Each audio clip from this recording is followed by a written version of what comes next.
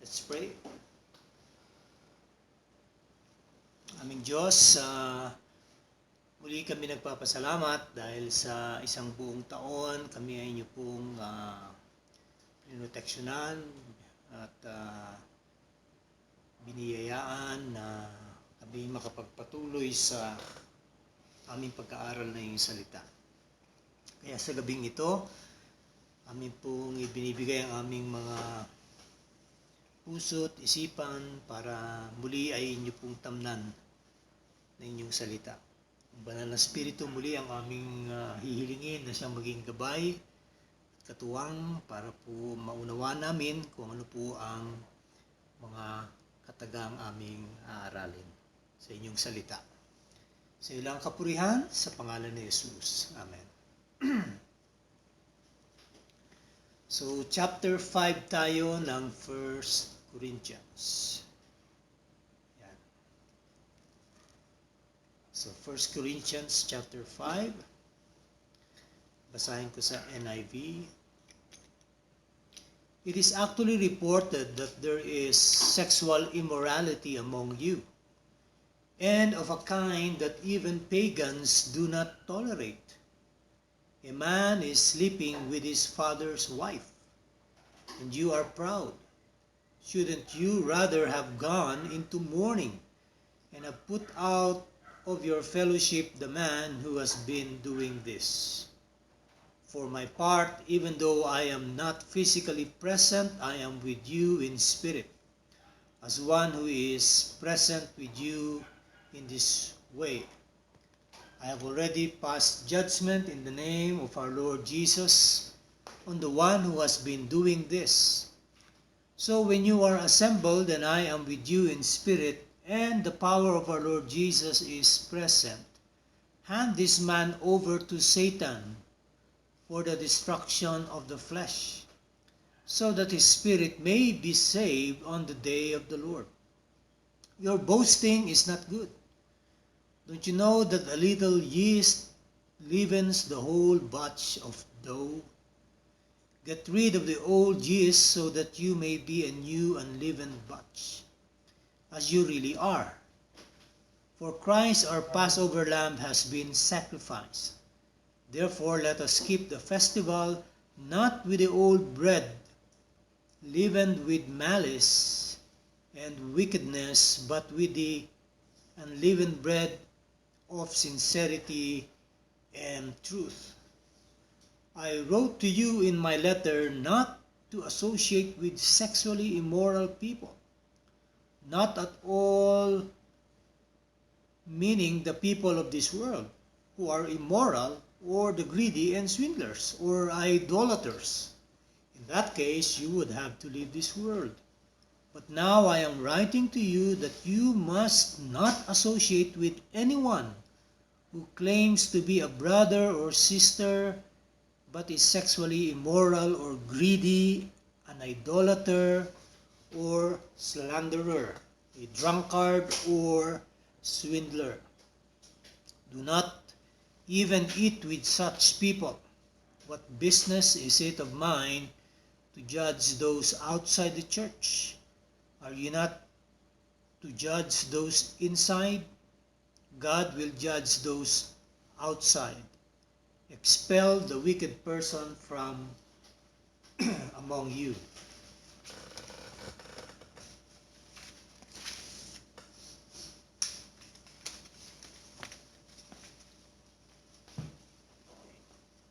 So, dito, alam naman natin na si Apostle Paul bilang pastor at siyang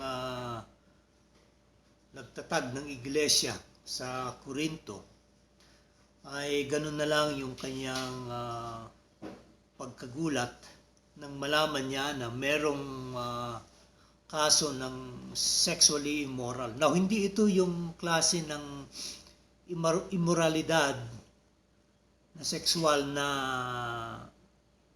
pangkaraniwan. Meaning to say, ibig sabihin, it is the normal thing. Though it is likewise a sin. Rather, itong klase is, sabi nga, maging sa mga pagano, doon sa mga hindi mananampalataya ay hindi man lang nila naisip na mangyari ito. Okay? Na hindi nila tinotolerate yung mga ganitong klase. Samantalang ito, isang iglesia. At iglesia pa ng Korinto na kung saan ay parang proud pa sila na may ganun nga. At ano itong kasalanan ito? Ito ay incest, masasabi natin. Now, sinabi rito that a man is sleeping with his father's wife. Now, ang ibig sabihin nito is that yung ama ng anak na ito ay, kumbaga, merong pangalawang asawa, meaning to say mistress. Okay? So yeah. So meaning to say stepmother ito nung anak ng ama. At siya ang nagkaroon ng sexual immorality with his stepmother. And sa Old Testament, may prohibition po regarding such sexual relations. Makikita niyo po yan sa Leviticus 18:8 at saka sa Deuteronomy 22:30. So talagang pinagbabawal yan sa bayan ng Israel. Hindi pwedeng i-tolerate ang bagay na yan.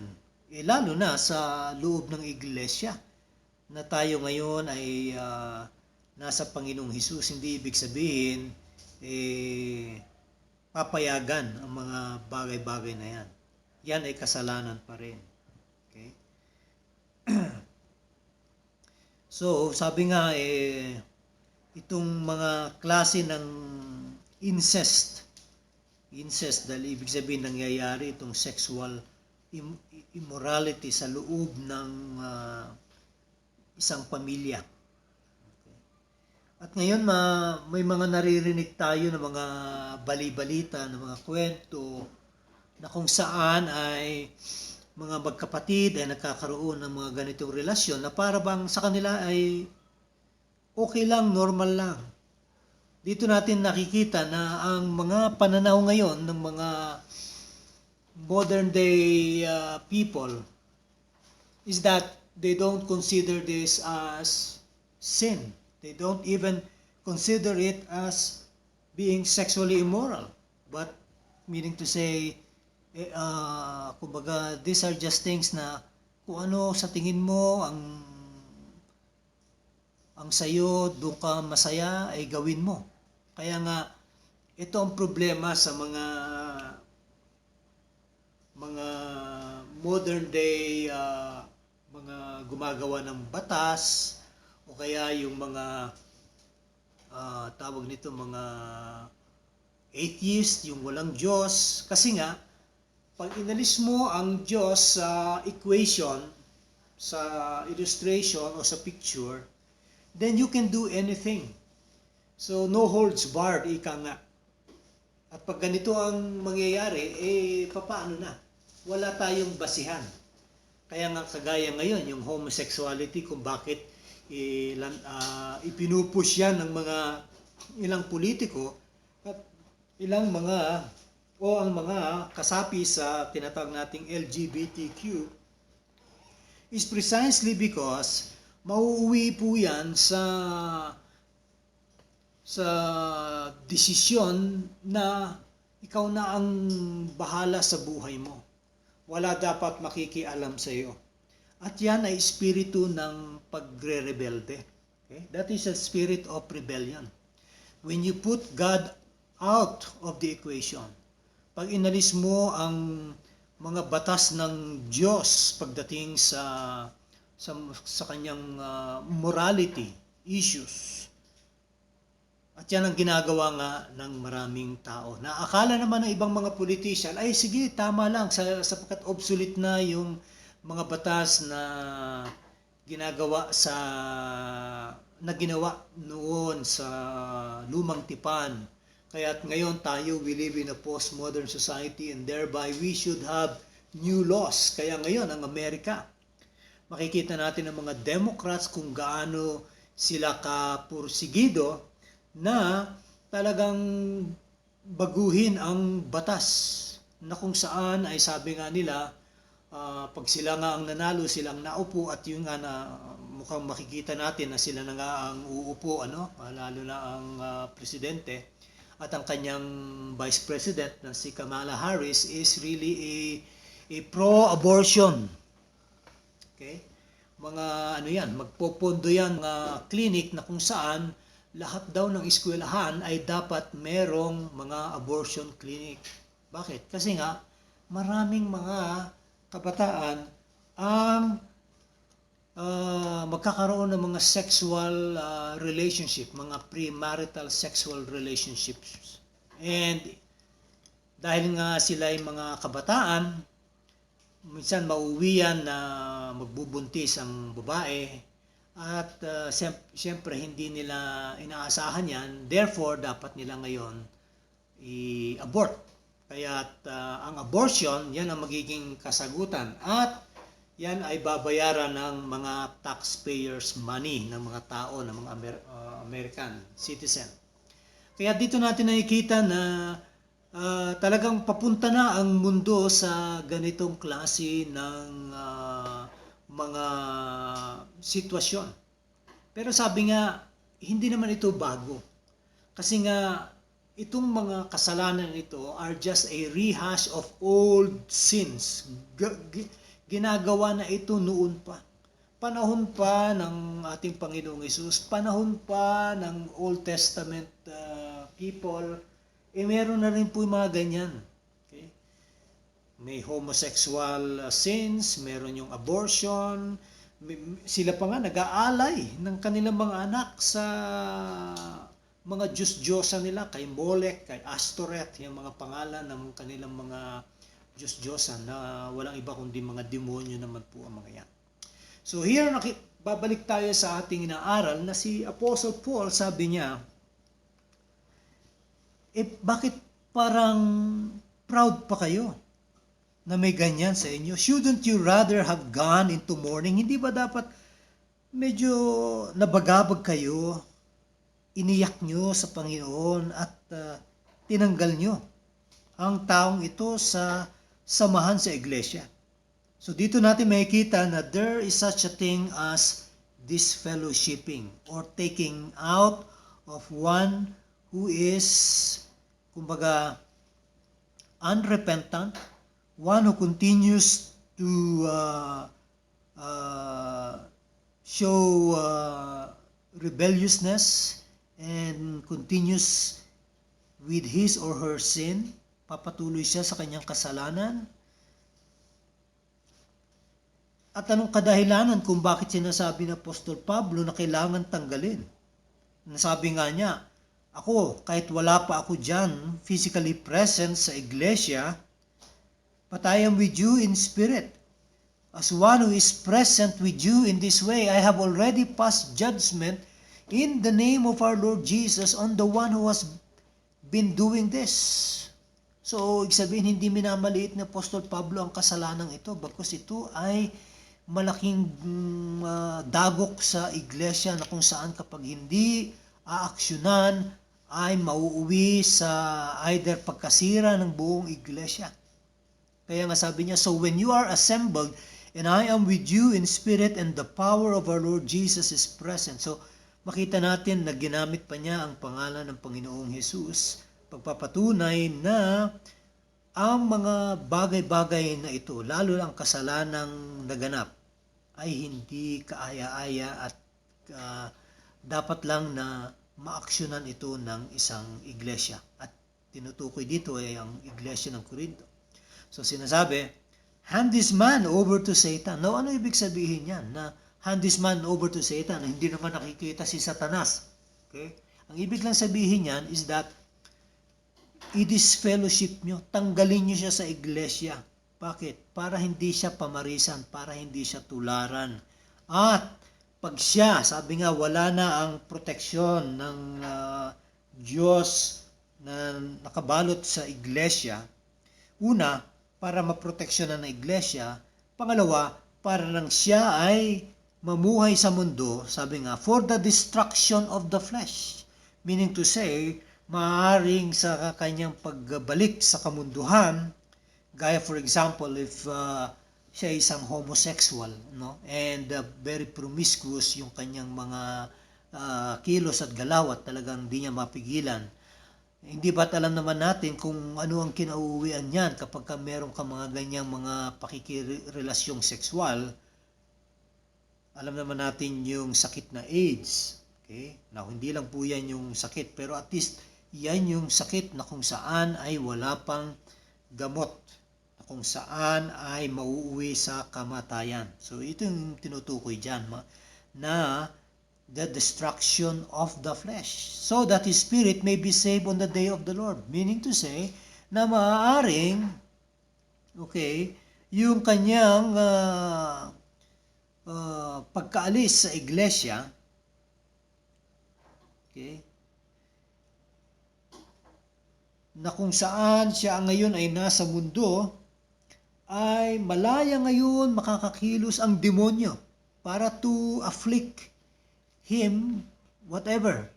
Sabi ko nga, one is through disease. Okay? Yan. Yung pagka-expel sa kanya ay pagbibigay na siya ngayon ay wala na sa protection ng Panginoon at malayang makakakilos ang demonyo sa buhay niya.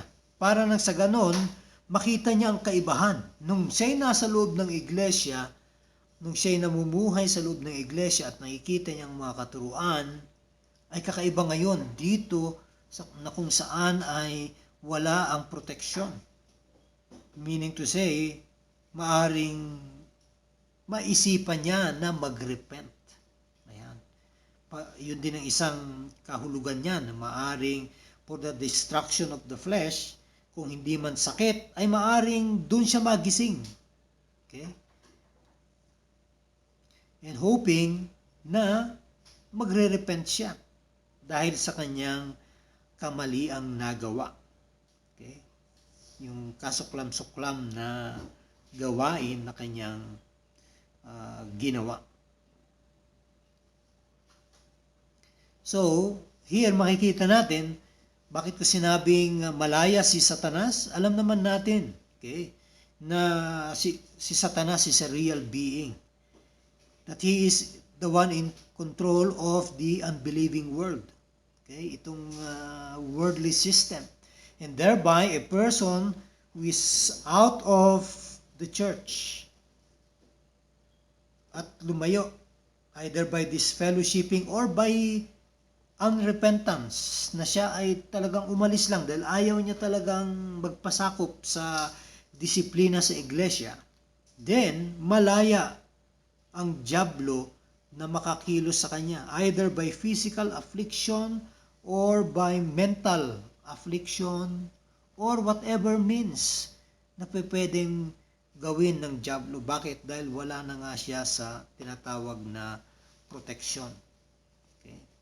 Pero sabi nga, hoping na may ilan sa mga ganitong klaseng tao ay magsisisi at magbabalik loob sa Diyos. At yan din ang ating panalangin kay Joshua Harris, kung sakali mang siya ay tunay na mananampalataya at ngayon nabulag lang, ay muli siyang magre-repent balang araw at siya'y babalik. Pero kung siya ay hindi talaga tunay na mananampalataya, ay magtutuloy-tuloy na ang kanyang pagbulusok, siya ay isang apostate, maituturing, meaning to say, hindi talaga siya believer. Napasama lang nung una, naging pastor, nagturo, nagkaroon ng mga libro, pero sa bandang huli siya tatalikod din pala.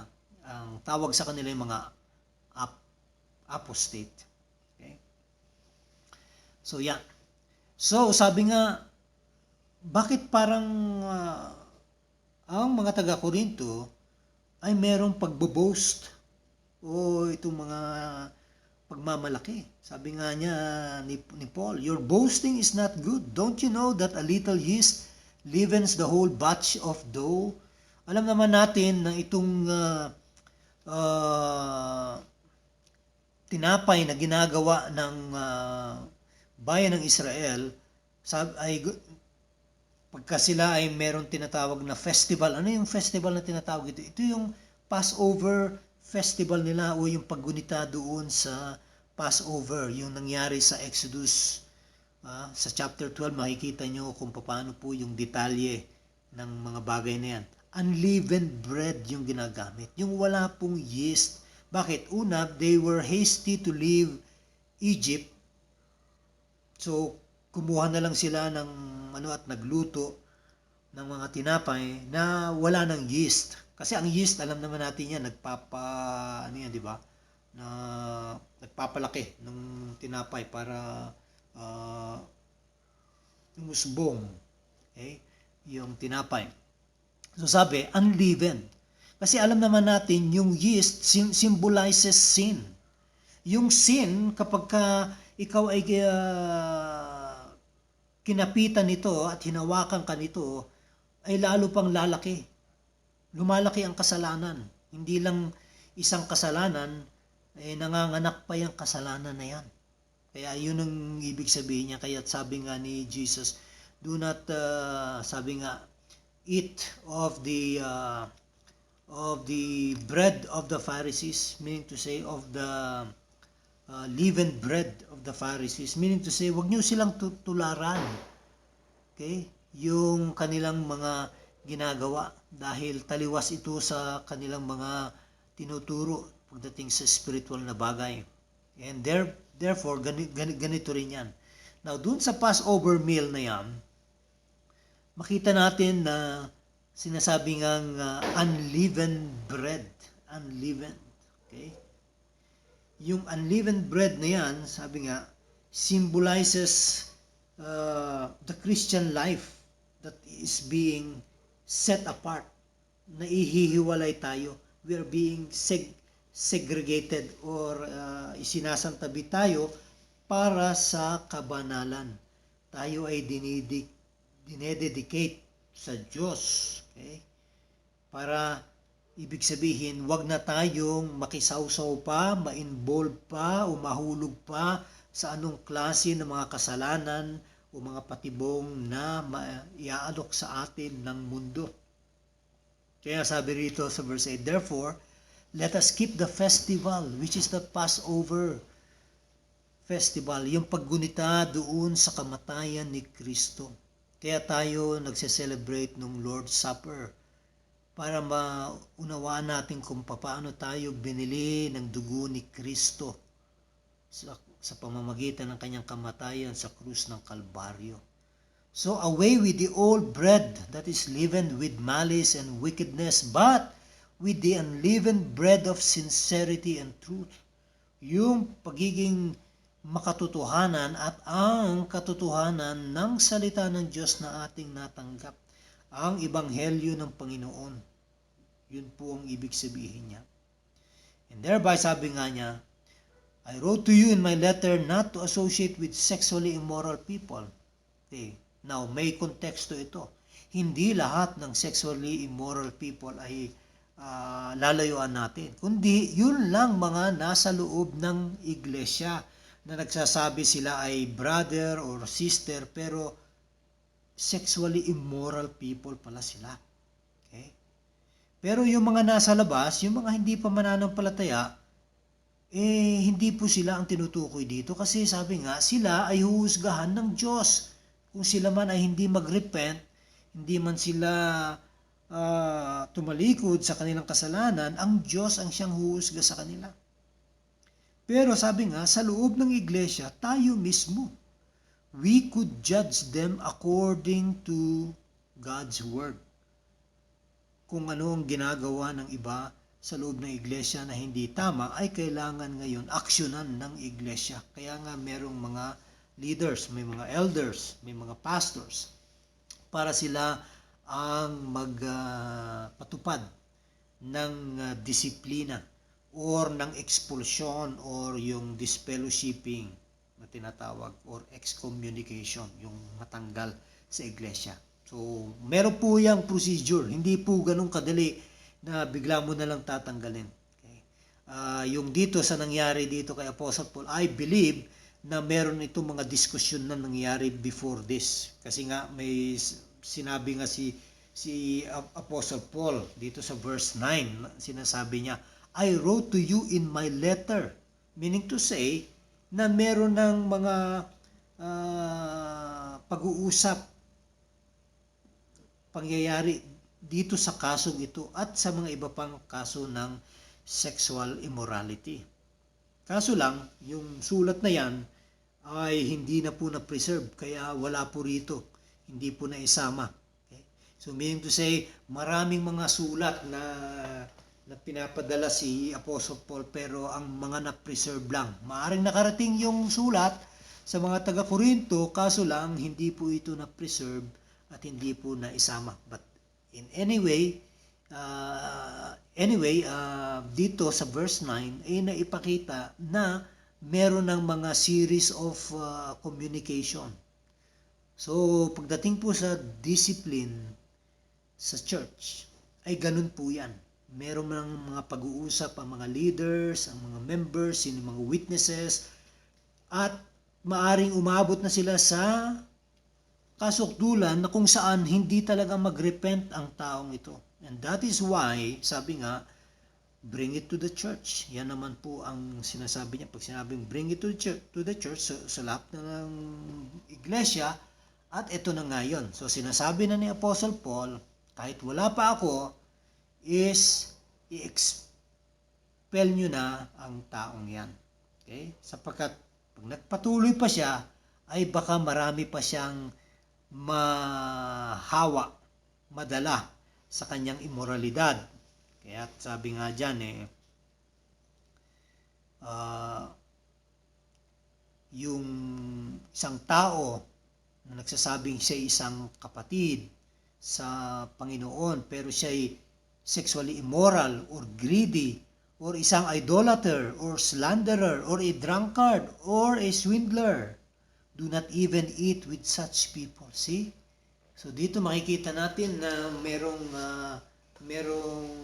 warning si Apostle Paul na kahit kumain pa kasama ang taong ito, sabi nga, who calls himself a brother or a sister, he falls under the sin of sexual immorality or of greediness or idolatry or of being slanderous or isang drunk, okay, drunkard, or a swindler.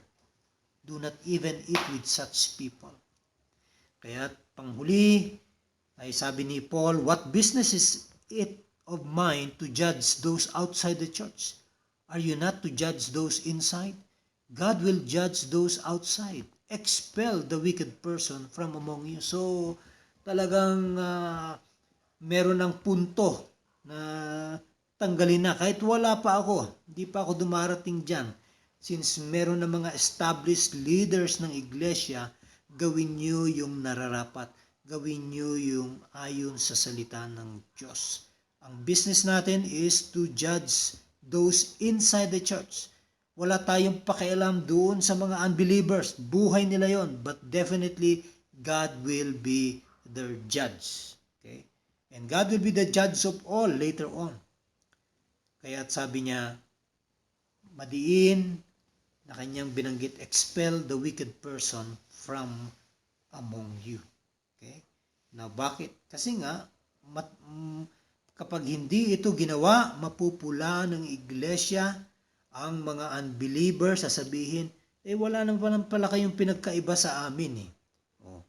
Or sasabihin na mas masahol pa kayo ng mga nasa loob ng iglesia dahil tinotolerate nyo ang isang klaseng kasalanan na kami bilang mga pagano ay hindi man lang namin inisip yan. Hindi man lang napunta sa aming isipan na gawin ang mga bagay na yan dahil karumal-dumal yan. Kung sa pagan, karumal-dumal na din. How much more? Sabi nga tayo, mas mataas ang antas ng ating accountability sa Diyos at sa bawat isa sa loob ng iglesia. Kaya kailangan na gawin natin yung nararapat. Ngayon, sa panahon natin, marami mga iglesia hindi na ipinatutupad ito. Dahil sabi nila, kailangan magmahalan na lang. Itong mga taga-Korinto, ganun po ang naging nasa isip nila since tayo naman ay binili na ng dugo ni Kristo, thereby wag na tayong magpatupad ng mga discipline sa church. Ang importante tayo nagmamahalan. Well, on one side, tama yon, dapat magmahalan, dapat magkaunawaan. Pero, siyempre, pag dumating sa punto na ang isa ay hindi susunod sa alituntunin o sa batas o sa mga pinapairal sa loob ng iglesia at ito'y naayon sa salita ng Diyos, then kailangan ipatupad yung disciplinary action. Kaya ang tawag dyan ay ang church discipline. Okay? So, I hope and pray na naging malinaw sa inyo at later on, habang tayo'y nag-aaral pa, lalo pa nating mapapaigting at mapapaliwanag ang bagay na ito. Okay? So, magandang gabi sa inyong lahat. Dito po tayo magtatapos.